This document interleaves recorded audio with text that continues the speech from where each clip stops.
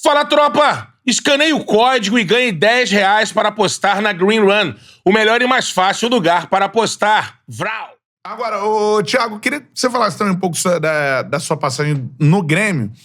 E no Grêmio a minha dúvida é a seguinte, como um time, né, que há um tempo atrás estava enfrentando o Real Madrid, né, do Cristiano Ronaldo na final do Mundial... 3 anos antes. 3 anos antes. 3 não, 4 anos antes. É, né? Foi 17, né? 17, acho que é isso. Não, um tempo atrás é 4 anos antes. 4 anos antes, Bem calma, né? Contextualiza bem essa pergunta aí, velho. E um time que tem um presidente que, assim, dizem que não falta salário, é muito bem organizado.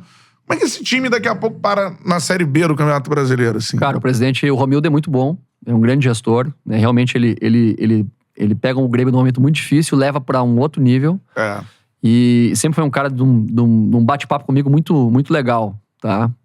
O que acontece velho, substituir o Renato é muito difícil. E aí eu vou explicar por quê. Não só pela figura do Renato junto ao Grêmio, né? Junto à imagem que ele tem por ser a maior personalidade da história do clube. Sabe? O cara tem uma estátua de verdade lá, em tamanho real maior, e ele é o maior cara que passou na história do Grêmio. Isso. Tá? Então, ele trazia um benefício ao Grêmio de blindar o ambiente interno das críticas externas. A política externa e a própria política interna dentro do Grêmio, das categorias de base, de outros lugares dos setores do Grêmio, pouco chegavam ao futebol profissional. Porque ele acabou isolando muito numa relação direta com o presidente, algumas outras pessoas ali mais próximas do dia a dia, e blindou muito bem esse ambiente. Só que eu não sou o Renato, não tenho o tamanho dele. Né? Eu sou contratado pelo Grêmio num momento onde o Grêmio tá se redescobrindo, se reformulando. Onde havia acabado o ciclo do Renato e de outros tantos jogadores e que havia de se ter uma transformação. Só que ao mesmo tempo se aproximam outros tantos dirigentes e a política interna do Grêmio começou a chegar ao departamento profissional.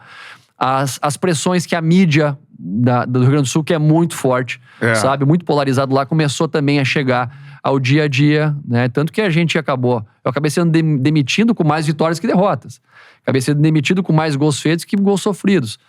A gente pegou um recorte do início do Brasileiro que foi muito ruim, não teve oportunidade de reorganizar, de remobilizar, de fortalecer. Então... E depois trocas atrás de trocas, né? Então, o que acontece? Desde o início da minha chegada, a gente inicia ganhando, passou 30 dias vencendo. Teve uma sequência de vitórias incrível, foi campeão gaúcho em cima do Inter, ganhou a Recopa Gaúcha lá, que é uma competição regional, e fez a melhor campanha da Sul-Americana de todos os times e que estava classificado nas oitavas da Copa do Brasil. Né? Então a gente estava num momento muito positivo. Campeões gaúchos, tivemos um surto de Covid, iniciamos o Brasileiro com péssimos resultados. 7 jogos, 5 derrotas e 2 empates. Aí eu fui demitido. O que eu penso faltou um pouco mais de sensibilidade para entender que o elenco do Grêmio naquele momento, mesmo sendo bom no papel, estava desequilibrado. Se existia um discurso para externo, que o Grêmio tinha que brigar pelo Campeonato Brasileiro, né? Desconsiderando muitas vezes que tinha Flamengo, que tinha Palmeiras, que tinha Galo, times que estavam também muito fortes. Até por conta das escolhas do Renato bem claras, né? De preferenciar as competições de mata-mata, né? E que iriam se fortalecer a ideia de revelar jogadores do time B.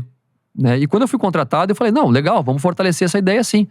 Né? Chego lá, olho para os jogadores do time B, tinham jogadores com potencial, mas não a curto prazo.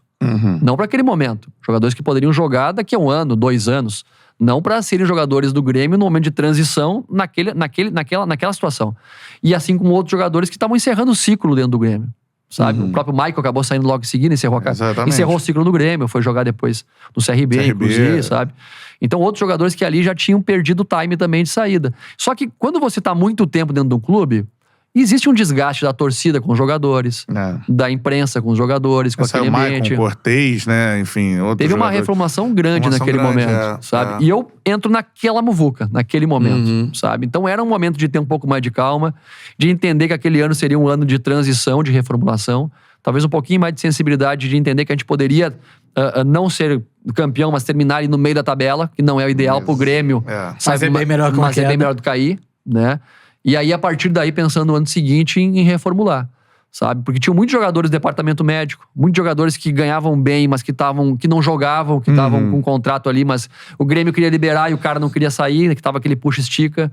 Eu pedi jogadores para serem contratados que não foram também entregues naquele momento, porque o Grêmio também estava nessa contenção. Só contrato se liberar esses aqui e não liberava. Então, a gente ficou muito amarrado.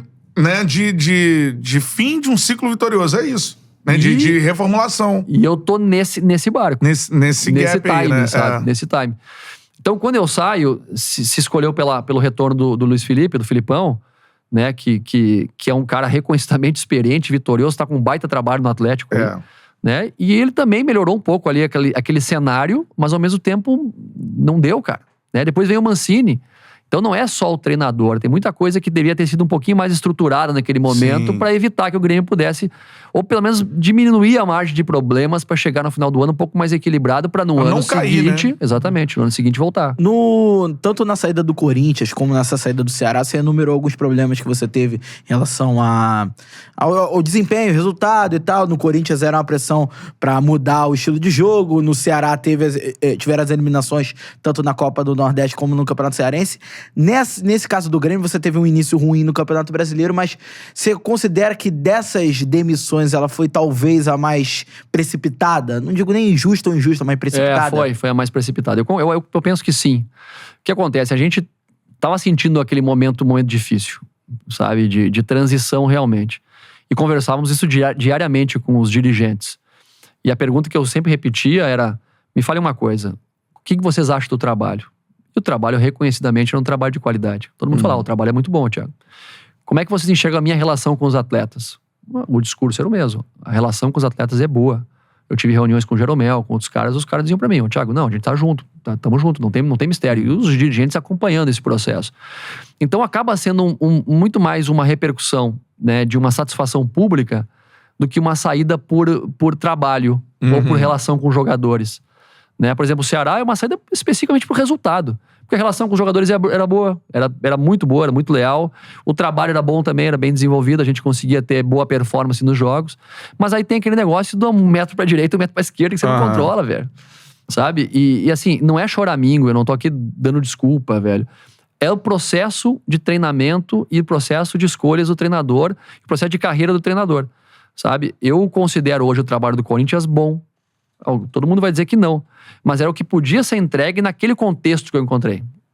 Cheguei no máximo da minha capacidade, que talvez não tenha sido o ideal, mas quem vem depois mostra que é muito mais difícil.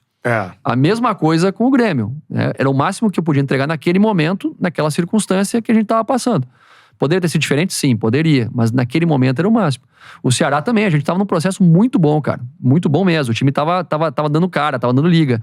Pra uma outra mentalidade de jogo. E a mesma coisa, o resultado acabou nos impedindo de continuar. Então, o ruim não pode ser só o resultado. O ruim tem que ser o dia a dia. E eu avalio o dia a dia com uma convivência e um trabalho muito bem realizado. Com certeza, cara.